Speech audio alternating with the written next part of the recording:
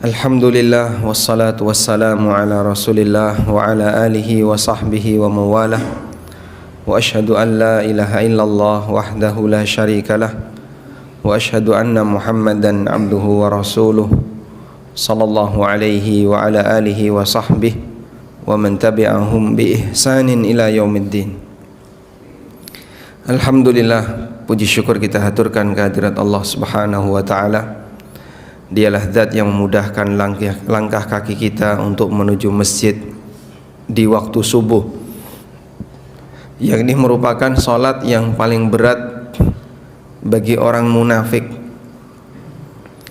Karena orang munafik niku disifati oleh Allah dalam Al-Quran wong sing malas salat. Wa idza qamu ila sholati qamu kusala. Nek wong munafik niku salat, mereka sholatnya malas-malasan. Itu pun diiringi dengan riya.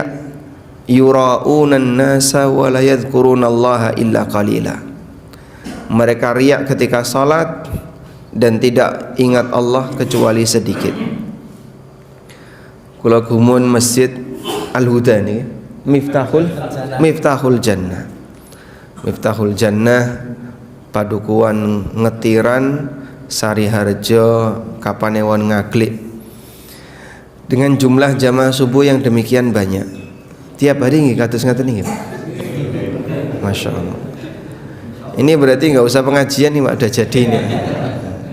Alhamdulillah.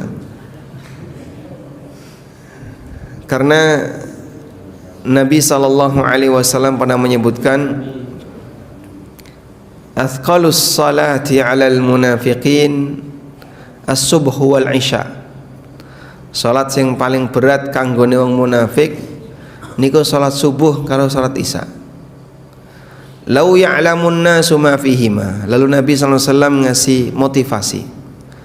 Andaikan orang itu tahu berapa nilai keutamaan yang akan didapatkan oleh orang yang mengerjakan salat subuh dan isya secara berjamaah, la atauhuma walau habwa.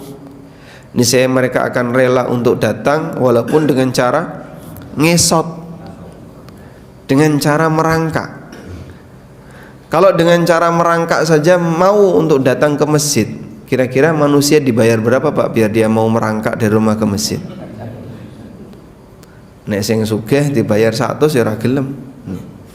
Sampeyan tak bayar 100.000 berangkang dari rumah menuju masjid, merangkak dari rumah menuju masjid.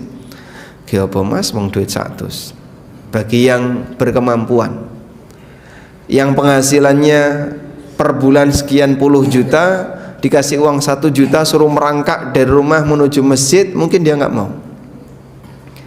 Sehingga kalau kita ngukur kira-kira duit berapa atau janji berapa yang bisa membuat orang itu bersedia merangkak dari rumah menuju masjid, lihat orang yang paling kaya di muka bumi ini Pak.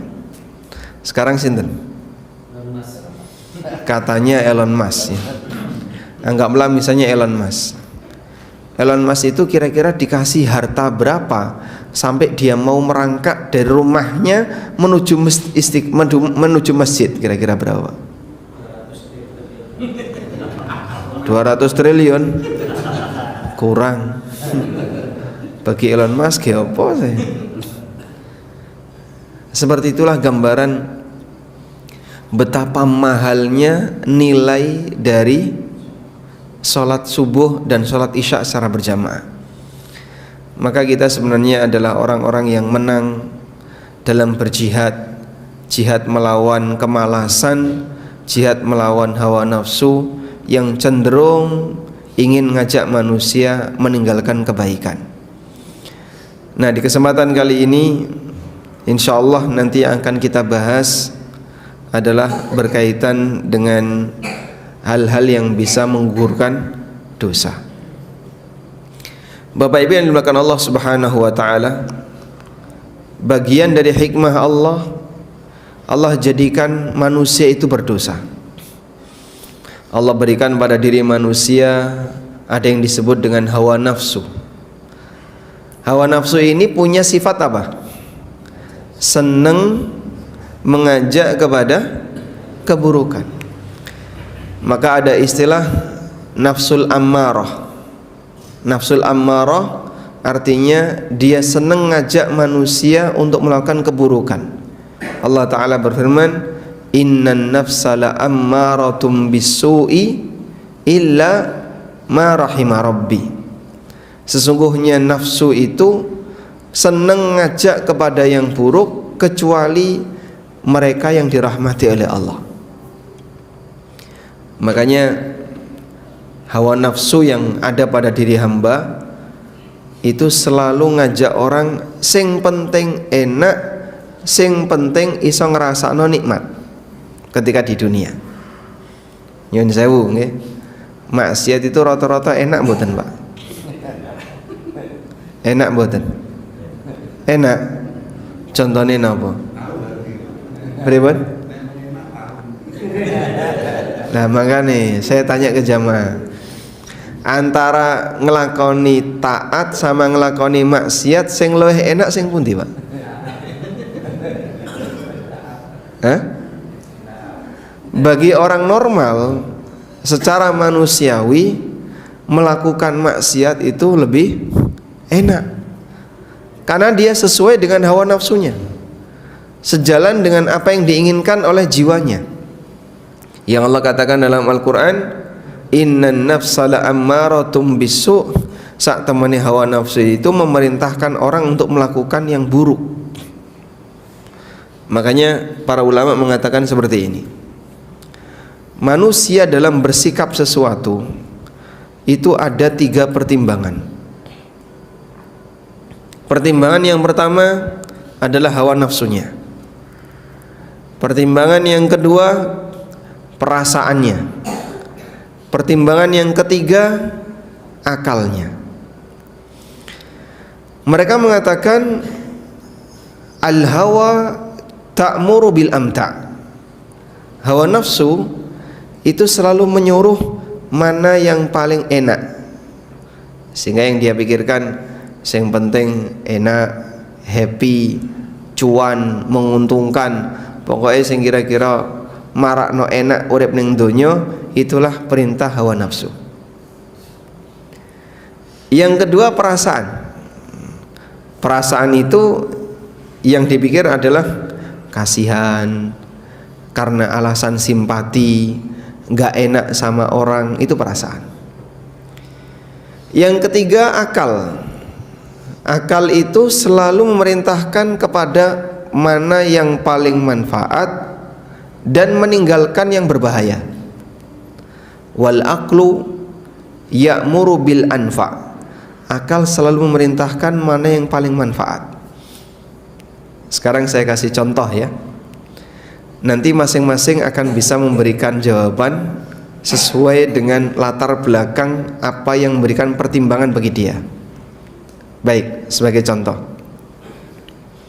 si A meninggal dunia, lalu meninggalkan warisan, dan dia punya anak A laki-laki dan anak B perempuan. X meninggal, punya anak A dan punya anak B laki dan perempuan. Sudah? Sing laki-laki anaknya sugih, bahkan dia punya jabatan. Yang perempuan anaknya cacat, miskin. Baik, kira-kira Pak, kalau kita diperintahkan untuk membagi waris, bagi waris yang benar. Nah, di saat itulah 3 ini keluar. Bagi si penerima warisan, misalnya si anak perempuan, dia akan selalu berpikir apa yang paling enak bagi dia. Nah, berpikir paling enak bagi dia gimana? Dia akan minta jatah yang lebih dari apa yang menjadi haknya. Misalnya, aku kudune ya dikei podo, wong podo-podo anak lanang anak, wedok ya lanang. Maka saya minta jatah warisan yang sama sebagaimana yang seharusnya diberikan kepada kakak, dipadakno laki dan perempuan. Kenapa dia minta seperti itu? Hawa nafsunya yang bicara. Karena dia ingin dapat dunia lebih banyak, dia ingin dapat harta lebih banyak, maka dia minta jatah yang lebih banyak. Ada yang kedua, iki mesakne loh ya, kasihan ini, tidak kerja, tidak mampu, dulure wis sugih, sing iki cacat.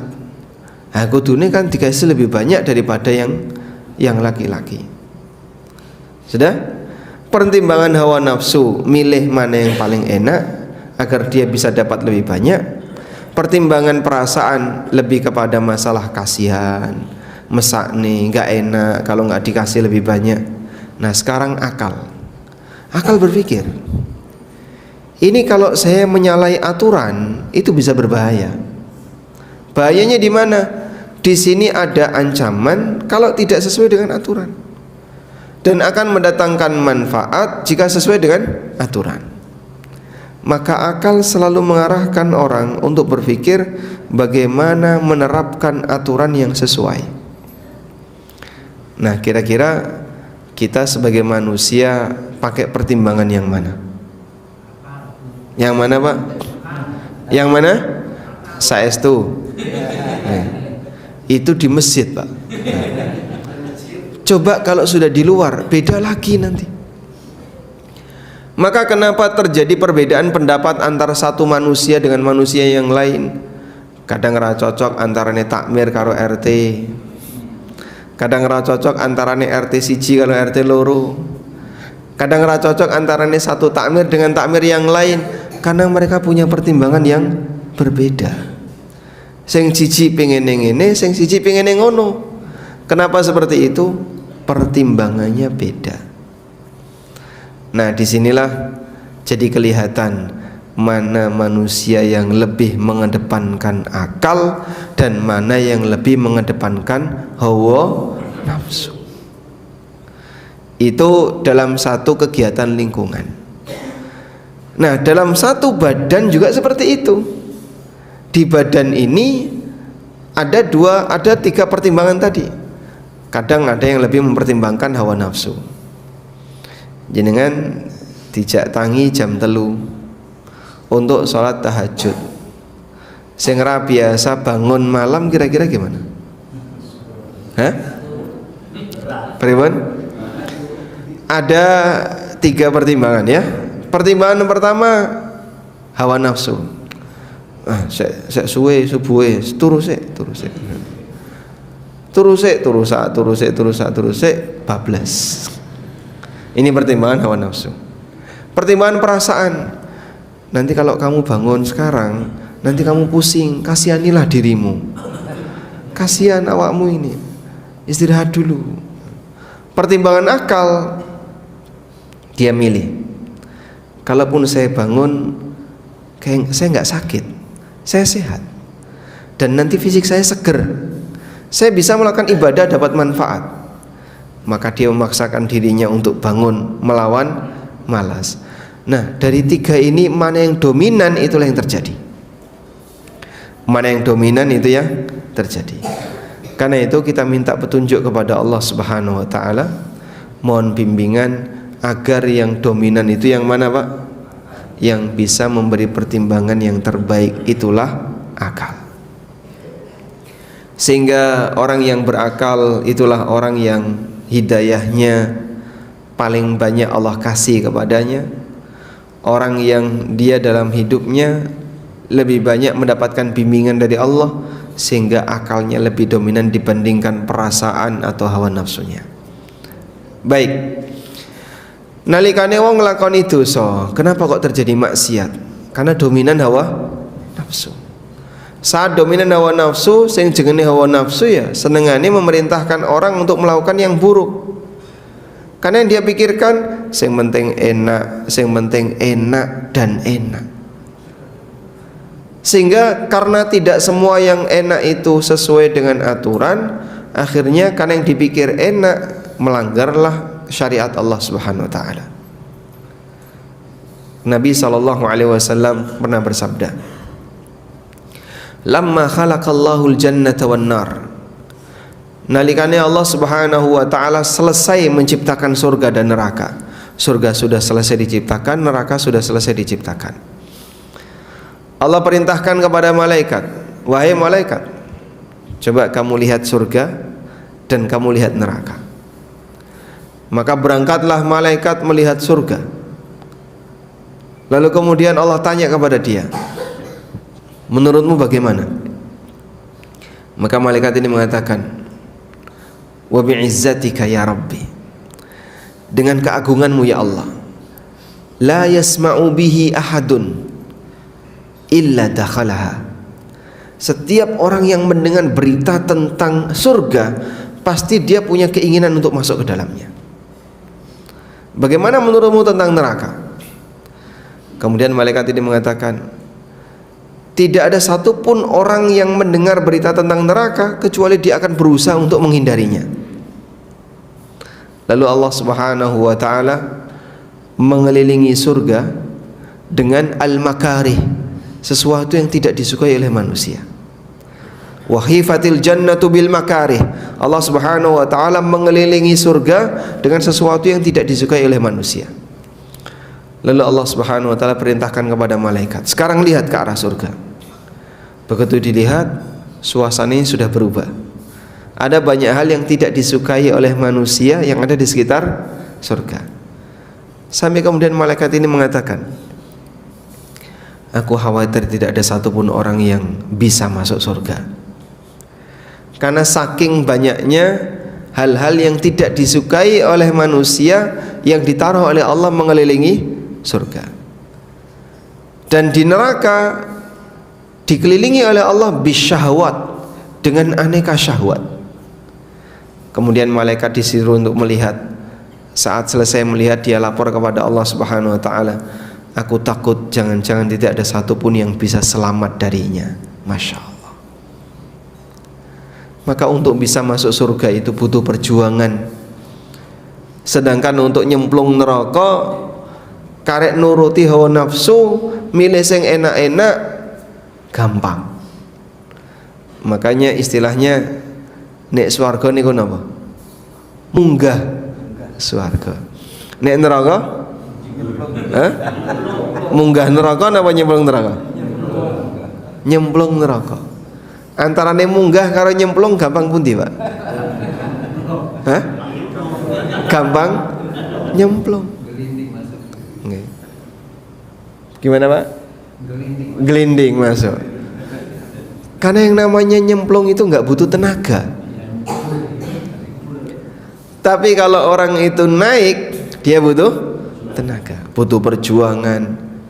Sehingga yang namanya kenikmatan abadi itu butuh untuk diperjuangkan. Baik. Lalu gimana Pak caranya agar kita ini bisa mendapatkan kenikmatan surga dan terhindar dari neraka? Pertama yang perlu disadari Bapak Ibu yang dimulakan Allah, mukmin itu nalikane ning dunya, seorang mukmin ketika dia hidup di dunia diibaratkan oleh Nabi SAW seperti apa? Di penjara. Rasulullah SAW pernah bersabda, ad-dunya sijnul mu'min wa jannatul kafir. Sesungguhnya dunia itu penjara bagi mukmin dan surga bagi orang kafir. Kenapa dunia itu disebut sebagai penjara bagi mukmin? Karena orang yang beriman, dia menyadari Allah memberikan aturan, ini boleh, ini wajib, ini haram, ini dilarang untuk didekati dan seterusnya. Dan mukmin sadar, aku ini sedang dipenjara. Karena aku dipenjara, sing jenenge wong di penjara, Pak. Orang ketika di penjara bebas nggak, Pak? Tidak. Ada banyak aturan yang harus dia penuhi. Namanya di penjara ya, harus disiplin. Nggak boleh seperti ini, nggak boleh kayak gini, nggak boleh kayak gini, harus kayak gini, harus kayak gini, harus kayak gini. Karena dia sedang di penjara. Maka sadarilah, kalaupun ada aturan, kenapa ini boleh, kenapa nggak boleh? Karena ketika hidup di dunia, hakikatnya kita sedang di penjara. Jadi kalau sudah tahu kayak gini nggak protes. Mas, kenapa tuh Mas? Dikit-dikit kok haram. Kalau nggak haram riba. Kalau nggak riba goror. Isinya cuman nggak boleh, nggak boleh, nggak boleh. Bukan isinya nggak boleh Pak, banyak yang boleh. Cuman mungkin Bapak terlalu sering bersinggungan dengan yang haram. Begitu Anda ngikuti kajian tentang masalah halal haram, rasanya banyak yang dilarang. Alhamdulillah masih diingatkan. Coba kalau Bapak tidak pernah perhatian dengan seperti itu, sampai mati dosa riba itu dibawa, sampai mati dosa yang haram itu dibawa. Dan tentu ketika konsekuensi di akhirat bisa lebih berat dibandingkan ketika di dunia. Baik. Nah selanjutnya gimana kalau misalnya kita sudah terlanjur berbuat dosa? Apa yang harus kita lakukan agar kita bisa terhindar dari perbuatan dosa itu, atau sebagian dosa kita terhapus?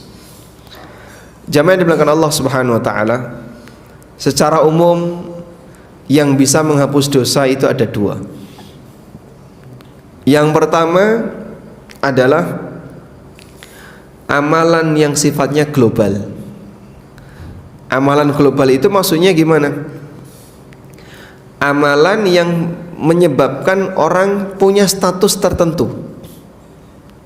Dan yang saya maksud di sini adalah beriman dan mentauhidkan Allah.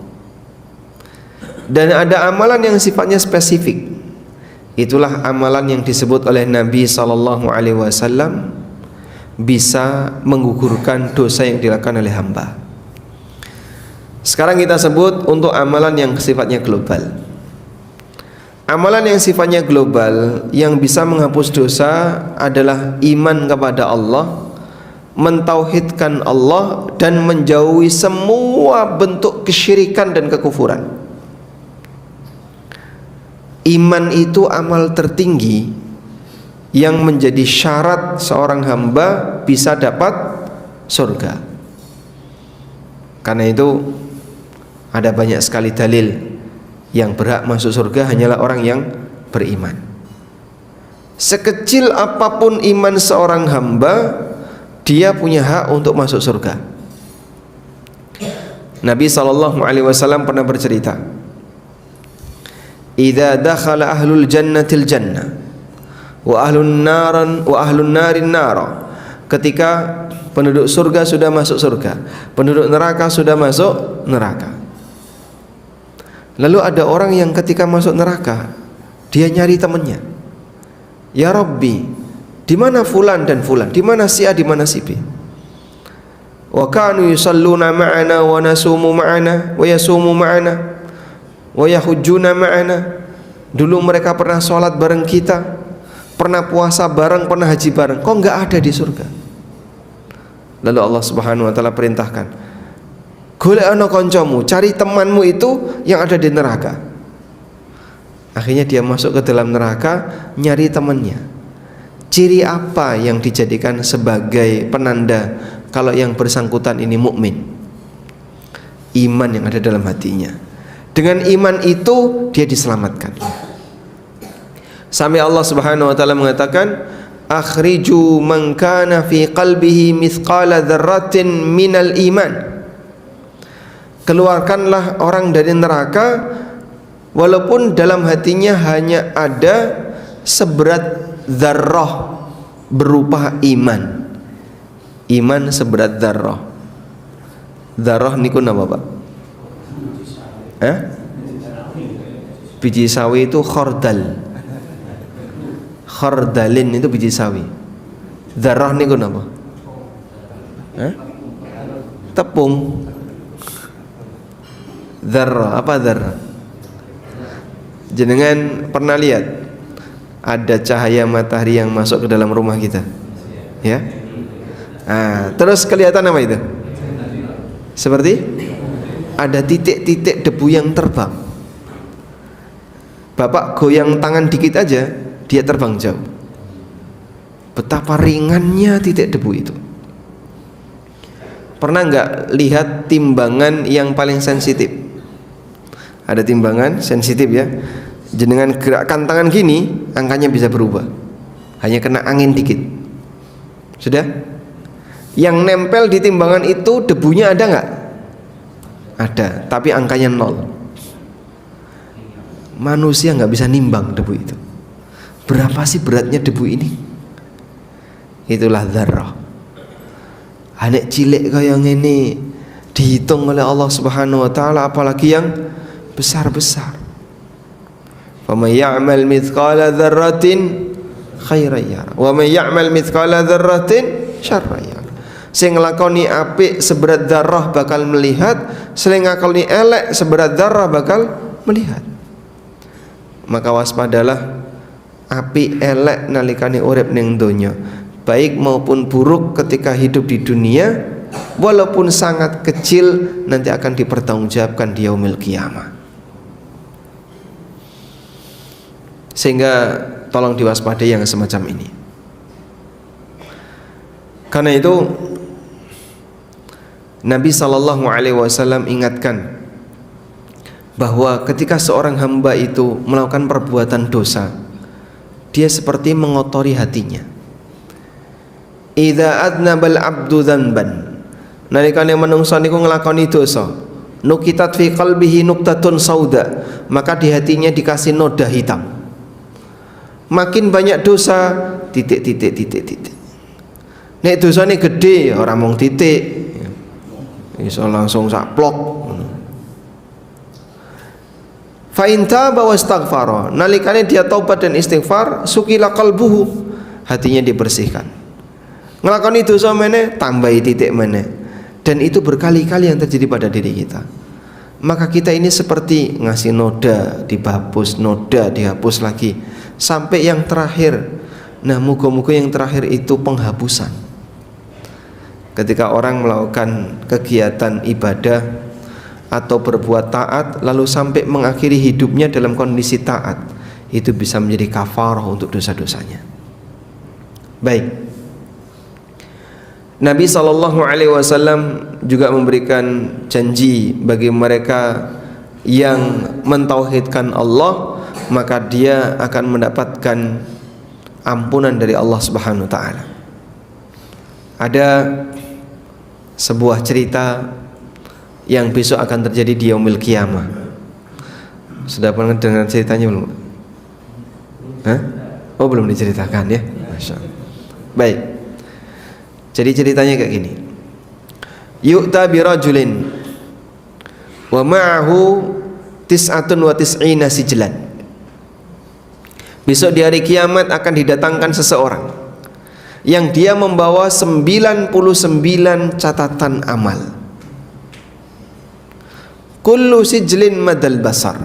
Satu catatan amal itu sejauh mata memandang. Isinya kemaksiatan. Sampai kemudian setelah orang ini membaca bukunya, Allah tanya sama dia, halaka min undrin, apakah kamu punya uzur? Gak ada ya Allah. Hal zalamaka kitabayal hafizun, barangkali malaikat mendolimimu, kamu tidak pernah berbuat tapi di situ tertulis. Jawab dia, enggak ada ya Allah, semuanya benar. Atau mungkin kamu lupa tapi tertulis sengaja, padahal sebenarnya kamu tidak sengaja. Enggak ada, semuanya benar. Masya Allah. Coba ya, Bapak sediakan kertas, terus tulis dosa yang dilakukan 1 tahun yang lalu. Hah? Lupa? Saking banyaknya kan seharusnya ingat. Wong ini lupa. Coba tulis dosa yang dilakukan sepekan yang lalu, itu pun lupa. Tapi besok di hari kiamat menungso eleng kabeh gitu. Semua yang lupa tadi dia ingat. Makanya saat dia membaca buku catatan amal, dia mengakui, saya pernah melakukan kayak gini. Padahal itu mungkin sudah ratusan tahun yang lalu, ribuan tahun yang lalu, tapi ingat semuanya. Yauma yatadzakkarul insanu ma sa'a wa burrizatil jahimu liman yara. Pada hari di mana semua orang itu teringat apa yang telah mereka kerjakan. Jadi nek saiki lali, loh, Bapak niku ndek utang, aku wis lali, Mas. Ndek utang lali banyak, Pak. Hah? Sing nagih utang ora tau lali, sing diutang lali. Sampeyan diutang lali, padahal itu utang, belum lagi maksiat lah, Pak. Kita banyak melupakan maksiat, tapi Allah tidak pernah melupakannya.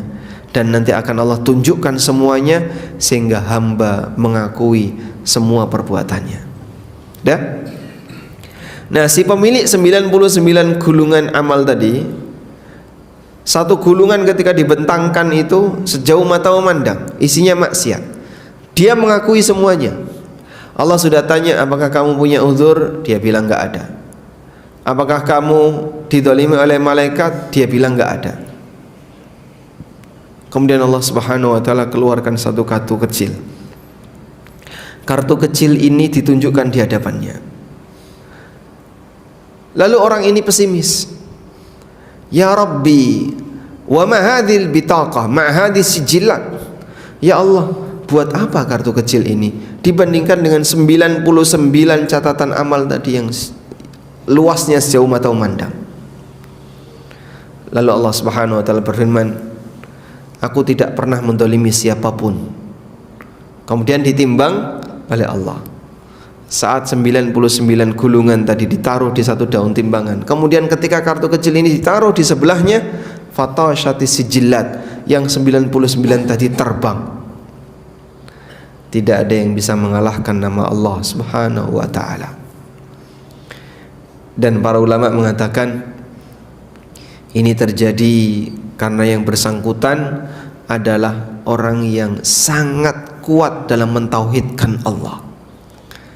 Maka kalimat la ilaha illallah Muhammadur Rasulullah utuh dibawa sampai hari kiamat, diabadikan oleh Allah dan nanti akan ditimbang oleh Allah bersama dengan buku catatan dia yang lain.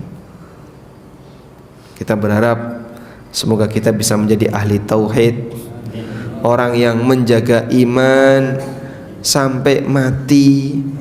Dan sekarang banyak sekali godaan-godaan untuk berbuat syirik, dengan aneka ragam godaan yang ada, baik syirik kelas desa sampai syirik kelas kota. Masing-masing kan punya berwarna-warna syirik. Dolanan klenik itu banyak nggak, Pak? Dolanan klenik, Pak, banyak. Dolanan jin banyak nggak? Main dukun banyak. Dan nggak pandang bulu, sampai zaman teknologi pun orang masih kenal yang seperti itu. Kadang bahkan ditayangkan di TV. Itu muridnya banyak, Pak. Disebut ilusionis. Nah, itu model syiriknya orang modern, ya. Sebutannya apa? Ilusionis. Dia bisa terbang, dia bisa apa lagi? Bisa ngilang, bisa nembus benda-benda padat dan seterusnya. Hakikatnya apa? Sihir. Muridnya itu banyak.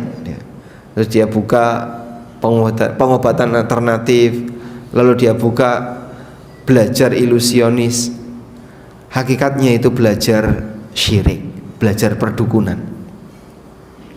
Ada juga yang dikemas dalam bentuk film, ya, atau komik. Harry Potter itu, nah, misalnya, sehingga orang merasa bahwasanya dia itu digiring kepada hal klenik tanpa sadar.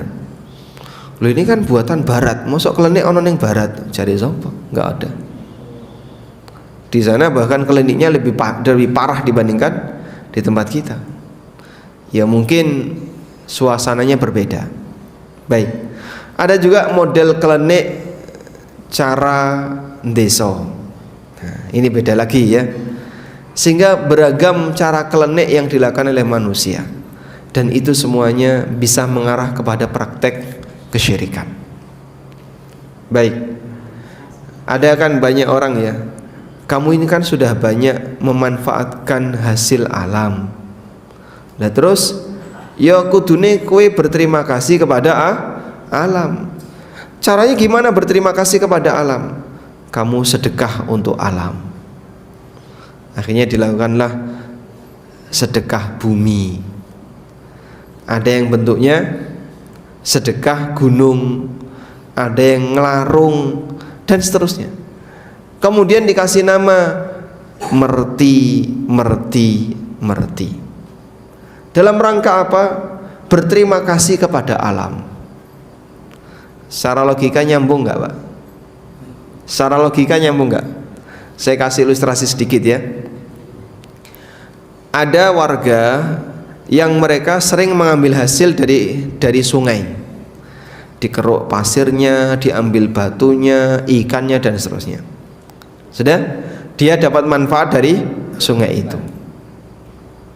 Baik, lalu dia berpikir kayak gini, karena kita sudah sering mengambil hasil dari sungai, berarti kita harus berterima kasih kepada sungai. Bentuknya gimana kamu berterima kasih kepada sungai? Bukan kerja bakti ngeresiki sungai, tapi dia sajen di sungai. Nah, namanya sajen itu kan berarti menaruh sesuatu yang bukan unsur sungai tapi ditaruh di sungai. Borupane panganan, ada yang bentuknya makanan atau dedaunan atau buah-buahan dan seterusnya, ditaruhlah di sungai. Kira-kira itu membersihkan sungai atau ngotori sungai? Ngotori sungai atas nama merti desa. Salah nopo bener nih kok Pak? Ya sebagai orang yang punya tauhid salah. Lu kok bisa? Apa salahnya kita berterima kasih kepada sungai? Yang menciptakan sungai niku sinten? Allah. Maka seharusnya Anda berterima kasih kepada Allah yang telah memberi sungai. Nah, cara berpikir seperti ini sudah ada sejak masa silam.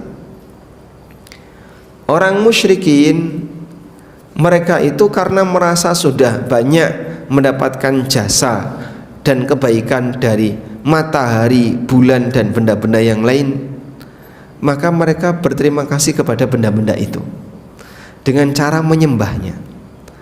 Sehingga Allah ingatkan dalam Al-Quran, Allah lah yang menciptakan langit dan bumi. La tasjudu lisyamsi wala lil qamar, maka kalian jangan sujud kepada matahari dan bulan, tapi sujudlah kepada Allah yang telah menciptakan semuanya. Karena salah paham manusia sehingga dia sujud kepada makhluk atas nama berterima kasih kepada makhluk. Ya salah sampean. Seharusnya kalau jenengan berterima kasih kepada, kepengen berterima kasih, berterima kasihlah kepada penciptanya. Saya sudah banyak memanfaatkan gunung, maka berterima kasihlah kepada gunung. Salah ya. Harusnya berterima kasih kepada siapa? Pencipta gunung. Saya sudah banyak mengambil hasil laut, ya jangan berterima kasih kepada laut, tapi berterima kasihlah kepada pencipta laut. Dan demikian seterusnya. Berterima kasihlah kepada sang pencipta, bukan berterima kasih kepada bendanya. Selanjutnya, di antara amalan yang bisa menghapus dosa adalah mengerjakan sholat 5 waktu, puasa Ramadan dan Jumatan. Baik. Nabi SAW pernah bersabda, as-salawatul khams, sholat 5 waktu, wal jum'ah ilal jum'ah, Jumatan ke Jumatan berikutnya, wa ramadhanu ila ramadhana, Ramadan satu ke Ramadan berikutnya, mukaffiratun lima bainahunna, akan menjadi penghapus dosa yang dilakukan di antara keduanya. Majtunibatil kabair, selama dosa-dosa besar dijauhi. Selama dosa-dosa besar dijauhi. Masya Allah. Tentu dengan sholat subuh seperti ini menghapus dosa yang dilakukan dari mulai isya sampai subuh. Nanti sholat duhur menghapus dosa yang dilakukan dari mulai subuh sampai duhur. Terus seperti itu. Sehingga digambarkan oleh Nabi SAW, wong sing ngelakoni sholat 5 waktu itu seperti orang yang mandi berapa kali? 5 kali. Lalu beliau tanya kepada para sahabat, fahallahu min daron, kira-kira masih ada nggak kotoran yang nempel di badannya? Dosa itu kotoran. Dosa itu kotoran. Maka bersihkan kotoran ini dengan banyak bertobat kepada Allah, dan terutama melakukan beberapa amalan yang disebut penghapus dosa, seperti sholat. kemudian apa lagi? Jumatan. Terus apa lagi? Puasa Ramadan. Apa yang kita lakukan dari Ramadan tahun kemarin sampai Ramadan tahun ini nanti, isinya dosa, bisa dihapus dengan puasa Ramadan yang berkualitas. Baik. Berikutnya, di antara yang bisa menghapus dosa adalah istighfar, jelas ya. Karena istighfar ini adalah syarat di mana orang disebut telah mohon ampun kepada Allah. Astaghfirullah. Astaghfirullah artinya apa? Astaghfirullah artinya aku mohon ampun kepada Allah. Taubat kepada Allah dengan mengucapkan wa atubu ilallah. Berapa kali Nabi sallallahu alaihi wasallam membaca kalimat seperti ini? Rasulullah sallallahu alaihi wasallam membaca seperti ini 100 kali. Ya ayuhan nas, tubu ilallah wastaghfirullah. Wahai menungso, bertobatlah kepada Allah dan mintalah ampun kepadanya. Fa inni fil yaumi atubu ilallahi mi'ata marrah. Dalam sehari aku bertobat kepada Allah 100 kali. Padahal beliau seorang nabi. Jika seorang nabi saja tobat ping 100, kira-kira kita berapa kali? Hah? Seharusnya lebih. Nabi SAW maksum, dijamin oleh Allah, dosanya diampuni oleh Allah. Itu sehari tobat 100 kali. Maka kita harus bisa lebih. Rabbi firli wa tub alayya innaka antat tawwabur rahim. Rabbi firli wa tub alayya innaka antat tawwabur rahim. Ya Allah, ampunilah aku dan terimalah taubatku. Sesungguhnya Engkau zat yang maha menerima taubat lagi maha penyayang. Anda ulangi kalimat seperti ini. Astaghfirullah wa atubu ilaih, astaghfirullah wa atubu ilaih, astaghfirullah wa atubu ilaih. Memperbanyak istighfar dan taubat sebagaimana yang menjadi kebiasaan Nabi SAW. Beliau membaca sampai 100 kali. Selanjutnya, berapa menit lagi ini? Masya Allah, ini jamaahnya sudah nggak kuat ini, sudah merem. Bismillah.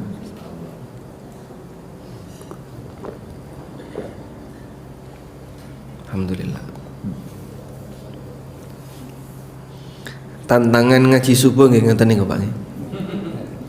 Didongengi adem, ayem, merem.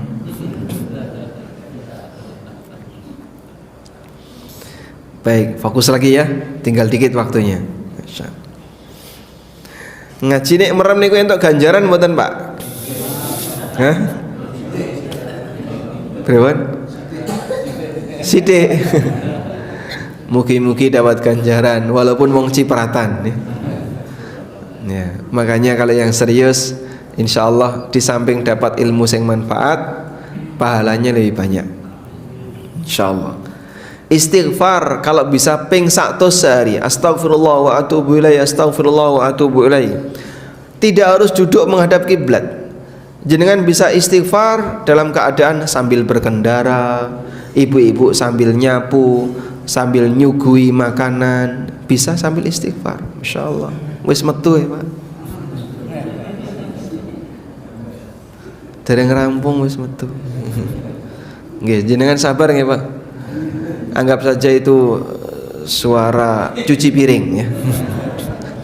Bukan noto sendok. Jadi ketika seorang hamba itu memperbanyak istighfar, peluang besar dosanya dimaafkan. Maka rajin-rajinnya mengucapkan astaghfirullah wa atubu ilaih, astaghfirullah wa atubu ilaih. Dan Allah Subhanahu wa taala selalu membuka kesempatan bagi para hambanya yang mau tobat. Pintu tobat tidak pernah tutup kecuali saat kapan? Saat nyawa sudah sampai di tenggorokan. Rasulullah sallallahu alaihi wasallam pernah bersabda, "Innallaha yaqbalu taubatal abdi ma lam yugharghir."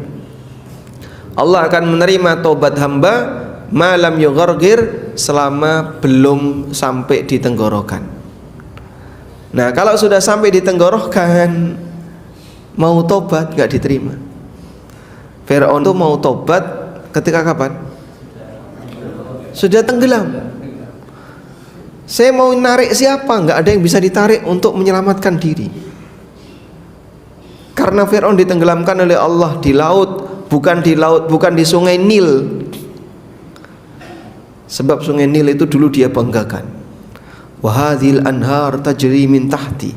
Ini sungai mengalir di bawah istanaku. Saat tenggelam di laut, Arab cekelan opo? Semuanya ikut tenggelam. Maka di saat itulah dia beriman, tapi tidak diterima oleh Allah Subhanahu wa taala. Selanjutnya, di antara amal yang bisa menghapus dosa adalah wudu. Wudu bisa menghapus dosa. Nyun sewu niki dititeni saithik ya. Sebab wudu itu bisa menghilangkan dosa bersama dengan tetesan air yang keluar dari air yang kita gunakan untuk berwudu. Nabi SAW pernah bersabda, man tawaddo'a fa ahsanal wudu'a, sapa sing wudu dan wudunya bagus. Wudu yang bagus itu sesuai dengan panduan, sesuai dengan aturan, ora wudu sak-sae. Kharajat khatayahu, maka akan keluar dosa-dosanya sampai dari bawah kukunya itu keluar dosanya. Ma'aqatrati minal ma', bersama dengan tetesan-tetesan air yang ada di dirinya. Sehingga kalau dia cuci muka, maka dosa dari muka ini akan keluar bersama dengan tetesan-tetesan air yang ada di muka. Saat cuci tangan juga seperti itu. Makanya kalau wudu yang sempurna dan dibuat lebih serius, jangan asal-asalan. Wudu nek batal rano gunani. Sehingga wudu harus apa? Serius, jangan sampai batal. Jika kita ingin wudu ini bisa menghapus dosa yang kita lakukan. Nah, demikian pula yang bisa menghapus dosa adalah sedekah. Sedekah itu bisa memadamkan panasnya api dan bisa memadamkan panasnya dosa. Rasulullah SAW pernah bersabda, ala adulluka ala abwabil khair, maukah kutunjukkan kepadamu pintu-pintu kebaikan. Kemudian Rasulullah SAW mengatakan, as-saumu junnatun, puasa itu sebagai tameng.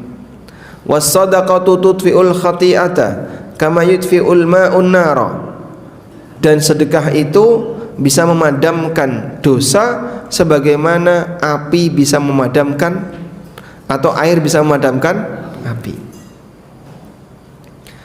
Gambaran yang diberikan Nabi SAW, karena dosa niku panas, sedangkan air itu ibadah yang dilakukan oleh hamba sifatnya dingin, bisa menghapus yang panas. Dan untuk bisa mengairi, salah satunya adalah melalui sedekah. Seorang hamba yang rajin bersedekah, maka hakikatnya dia mempersiapkan diri untuk memadamkan api yang akan menghukumnya kelak di yaumil qiyamah apabila sedekahnya diterima oleh Allah Ta'ala. Wallahu a'lam. Dugi jam pinten? Ada tanya jawab enggak? Baik, sisa waktu 7 menit. InsyaAllah kita berikan kesempatan bagi Bapak Ibu, jika mau menyampaikan sesuatu kami persilahkan. Wassallallahu ala nabiyyina Muhammadin wa ala alihi wa sahbihi wasallam.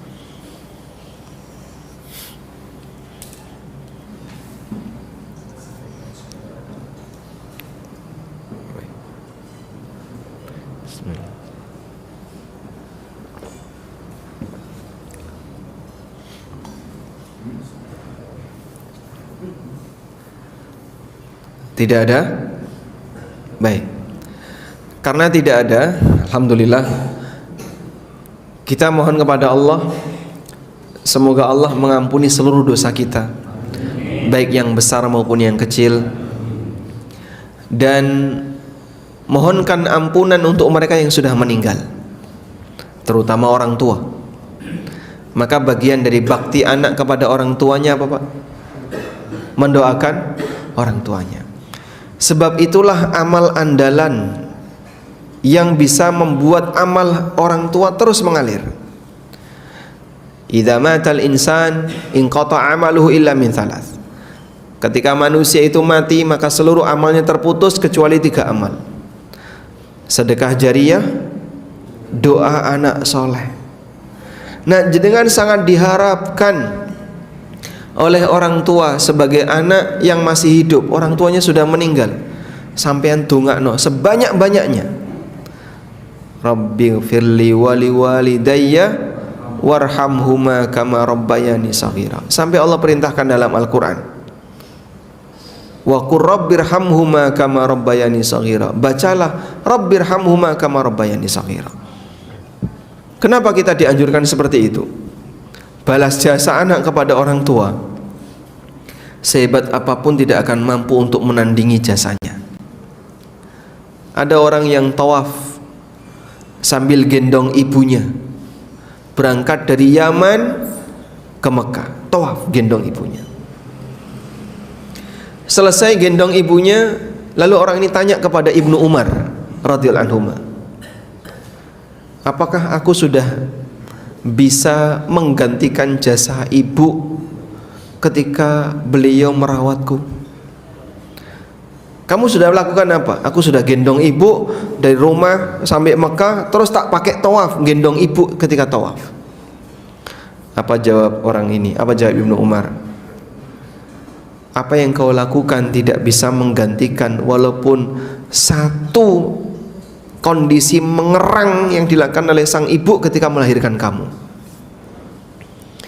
Saat ibu melahirkan kita, ngeden ping pinten, Pak? Hah? Mengerang berapa kali? Berkali-kali. Kata Ibnu Umar, kamu tawaf gendong ibu itu belum bisa menggantikan satu kali ngeden ketika melahirkan kamu. Coba kalau ibumu nggak terima, daripada bayi ini nanti menyakiti saya, serasa ditokne wae. Subhanallah, jasa ibu luar biasa. Maka mintakan ampunan kepada yang sudah meninggal, termasuk juga keluarga-keluarga kita, sehingga kita mohon kepada Allah ampunan pertama untuk diri kita sendiri, untuk orang tua, untuk anggota keluarga, dan kaum muslimin pada umumnya. Baik, demikian yang bisa kita sampaikan. Semoga apa yang kita bahas ini bermanfaat. Wassallallahu ala nabiyyina Muhammadin wa ala alihi wa sahbihi wasallam. Allahumma ighfir lana li hayyina wa mayyitina wa saghirina wa kabirina wa dzakarina wa unthana. Allahumma man ahyaitahu minna fa'ayhi 'alal islami wa sunnah wa man tawaffaitahu minna fatawaffahu 'alal islami wa sunnah. Allahumma inna nas'alukal huda wat tuqa wal afafa wal ghina. Rabbana atina fid dunya hasanah wa fil akhirati hasanah wa qina adzabannar. Wa sallallahu ala nabiyyina Muhammadin wa ala alihi wa sahbihi wasallam. Wa akhiru da'wana alhamdulillahi rabbil alamin. Wassalamu alaikum warahmatullahi wabarakatuh.